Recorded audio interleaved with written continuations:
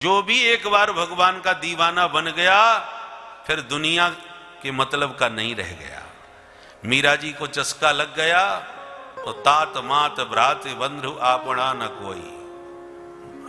राजघराने की थी, किसी बात की कोई कमी नहीं थी, और राजघराना भी बेकार लगने लगा। वो भी बंदी गृह दिखाई पड़ने लगा।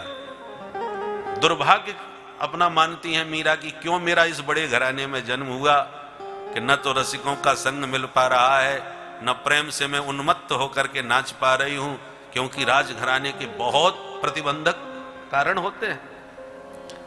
अंत में मीरा जी ने सबको लात मार दी, सबको छोड़ दिया, सारे बंधनों को काट दिया और मीरा ब्रज में आकर के मुक्त होकर के नाची। तो कहने का तात्पर्य, हर व्यक्ति राजघराने की संपदा पाने के लिए सिर पटकता है संसार में, पर उस रस का चस्का जब लग जाता है तो वो बंधक बनने लगता है, उसको वो बंदी गृह दिखाई पड़ने लगता है, क्योंकि उस रस के ऊपर कोई रस है नहीं। सनातन गोस्वामी जी महाराज, रूप गोस्वामी जी महाराज, संपन्नता की कोई कमी नहीं थी उस जमाने में, परंतु जब रस लगा तो आ गए वृंदावन में। उस समय वृंदावन में कुछ नहीं था, जंगल ही जंगल था, पूरा वन था।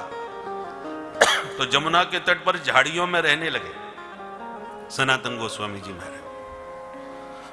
यहां तो जंगल था, कुछ खाने पीने की व्यवस्था नहीं। मथुरा में जाते थे भिक्षा लेने के लिए, सप्ताह में एक बार भिक्षा मांग लाए, रोटियां मिल गई, उन रोटियों को सुखा दिया, रख दिया। तीव्र भूख जब सताती है तो एक रोटी जमुना जी के जल में गीली करके, क्योंकि बहुत एकदम कठोर हो जाती थी रोटी सूखने के बाद, कड़क, तो फिर जमुना जी के जल में उसको गीला करके फिर पा लेते थे और जमुना जल पी लेते थे, और एक हफ्ता तक चलाते थे। तब सप्ताह में एक बार फिर जाते थे। इस तरीके से जो जिनके पास धन संपदा की कोई कमी नहीं थी, ऐश्वर्य संपन्न थे ये महापुरुष, और सारी संपदा को लात मार करके वृंदावन में आकर के रूखी रोटी पानी जमुना जल में घोर करके पाने लगे।